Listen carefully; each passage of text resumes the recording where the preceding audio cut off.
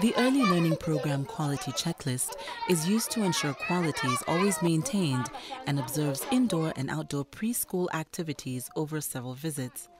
It's an important tool and conversation starter with teachers and program managers about how their specific early learning program is performing, and a useful guide to advise on any improvements required to support children's development potential. The scoring instructions are quite simple. Put a check mark by activities that are observed during the visit. Give an overall score for each category.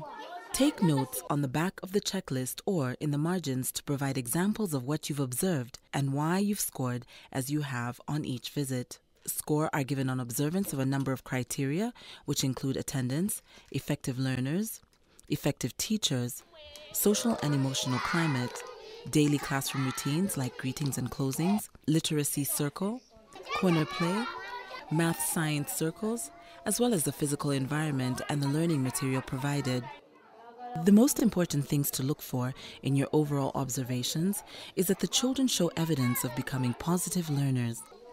Positive features to look for include independence, responsibility, curiosity, initiative, cooperation, concentration, creativity, perseverance, self-confidence, and resourcefulness.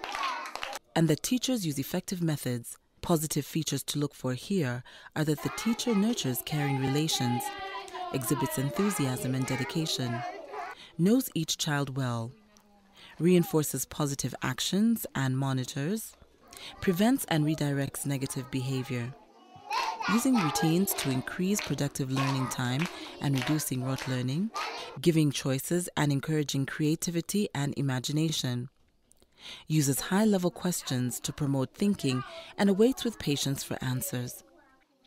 It's important that the teacher provides feedback that extends learning and encourages children to figure out something alone and stimulates reasoning.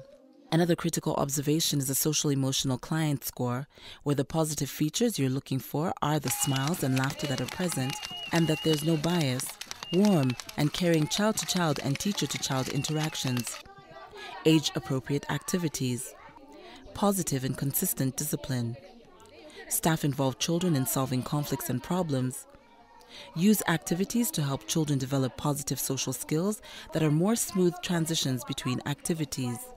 Attendance is another important indicator of an ECCD program. The higher the ratio of children enrolled to children attending is a very positive way of determining community engagement with the program and also identifying any underlying reasons that might need to be addressed and dealt with, like illness or parental issues.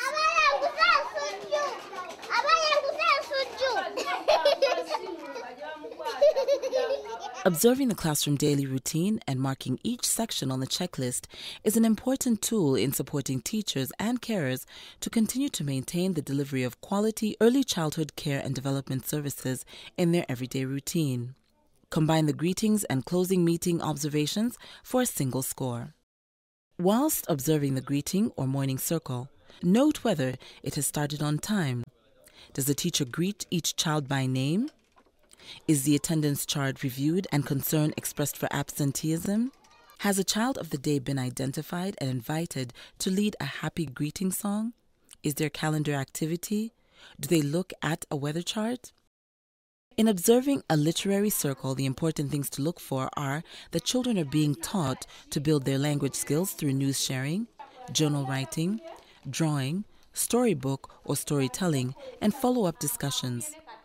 Observe whether the teacher uses rhymes and songs to teach concepts, and whether alphabet activities focused on the sound of letters, not rote chanting.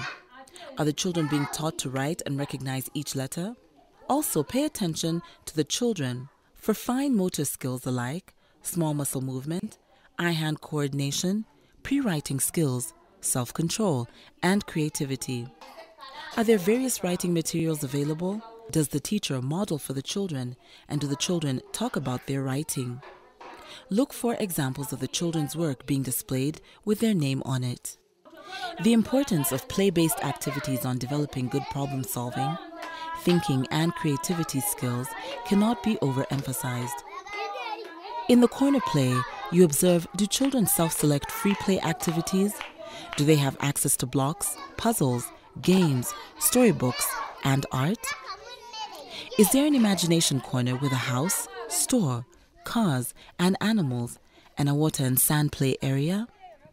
Does the teacher observe children as he or she supervises them and play and talk with them in a conversational way? Do the children show respect for their play materials as well as the other children they're playing with? Observe whether outdoor games are a combination of organized games with rules and free play to promote gross motor skills. Does the teacher supervise the children and correct any aggressive behavior? Do the children take turns and share? When marking a math activity, are the children counting objects accurately? Are they learning to sort, put things in order, and making patterns? Are they being shown and practicing how to solve addition and subtraction using math manipulatives like sticks, rocks, dice, cubes, and seeds stored in individual bags?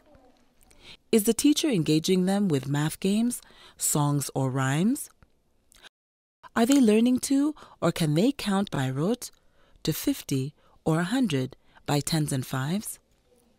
Science is an exciting way for children to observe, predict, have sensory stimulation, experiment, classify and communicate about characteristics of natural materials, plants, animals, and their properties and how they change.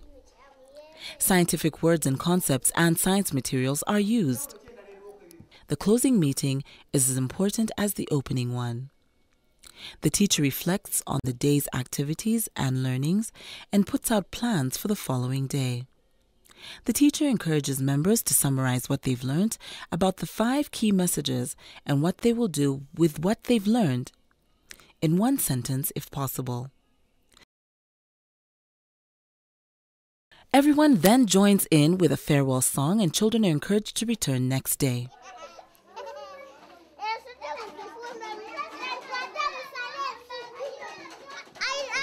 A very important part of a quality early learning program and its ongoing success is a physical learning environment and the quality of the learning material provided.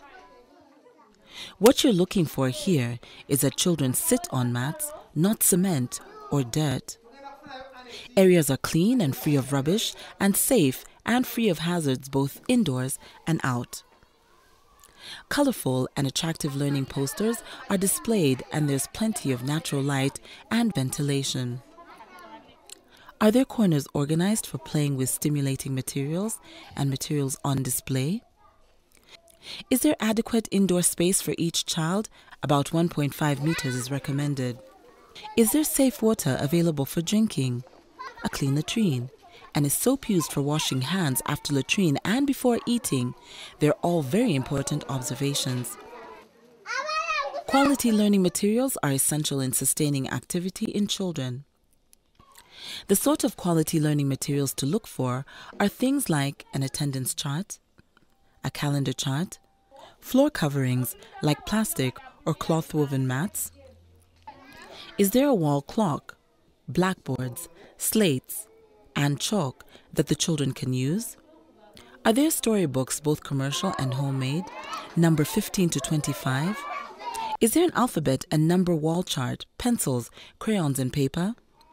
Look for individual math bags with objects for counting, sorting, and pattern making. Are there a minimum of 100 blocks with 3 to 4 geometric shapes?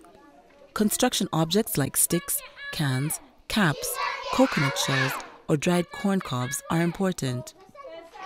Do you see small figures of animals, people, and vehicles?